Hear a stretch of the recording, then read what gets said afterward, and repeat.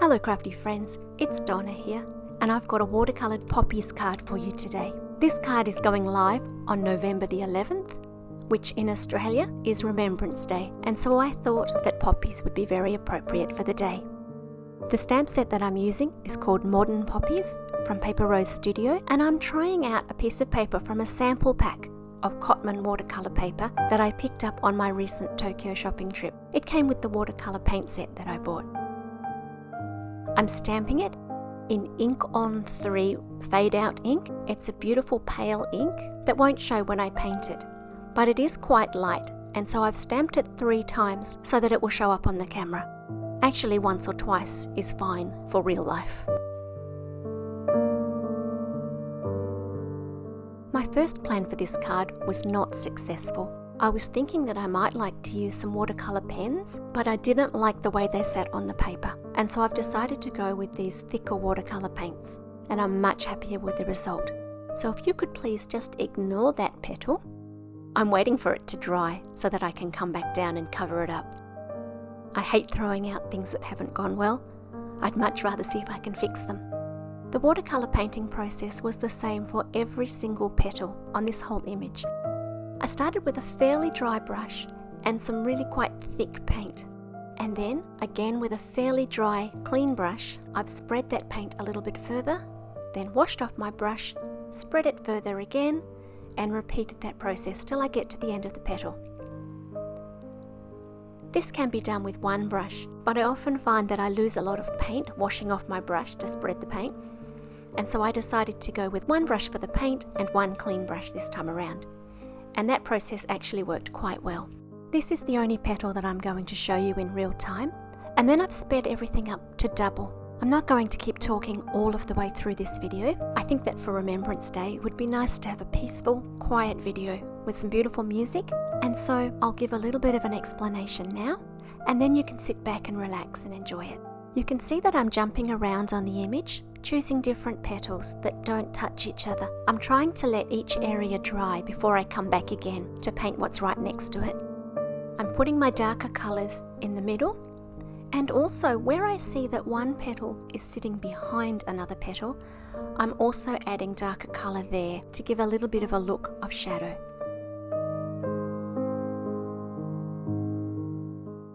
I won't show you the painting of every single petal, but I've left in quite a few of different shapes and sizes.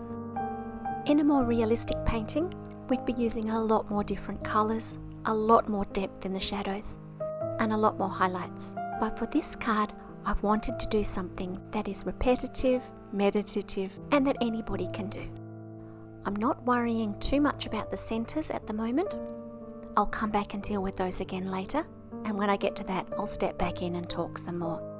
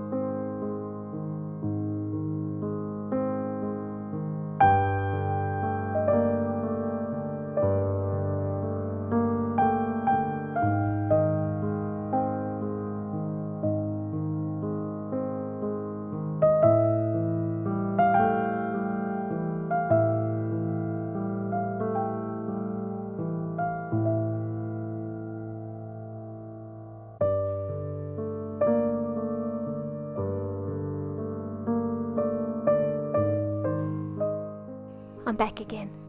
Where the petals are turning over, I've chosen to use a lighter colour, and so I'm just watering down that exact same colour so that I start with less paint. And I'm going to fill in a bunch of little places like that, and then get on with the leaves. I've mixed my own colour of green.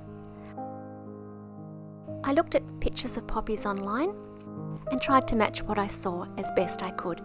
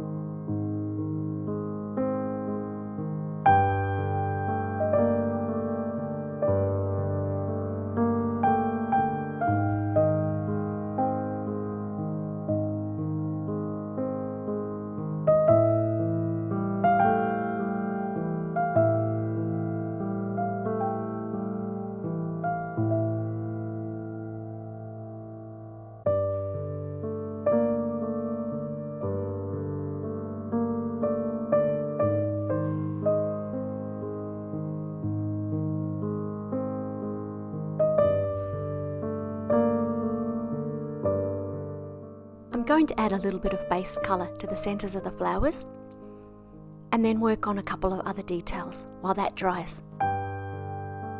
It took me a little while to work out what I wanted to do with the leaves because poppy leaves have tiny little hairs all over them.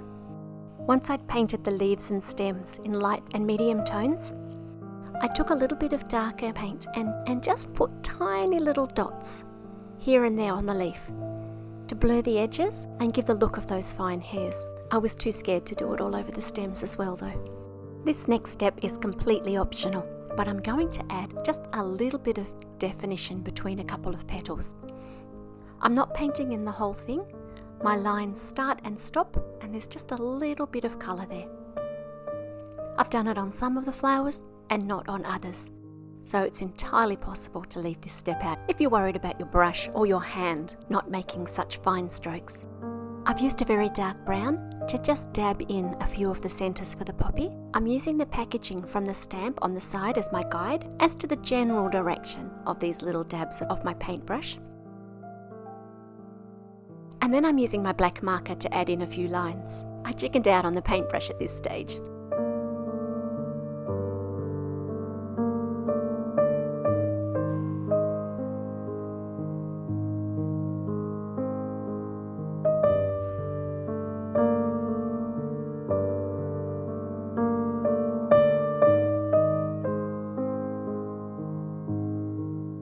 The card base I've chosen is quite a dark colour, and so I keep a little stash of card inserts in my drawer and add one of these whenever I have a dark coloured base.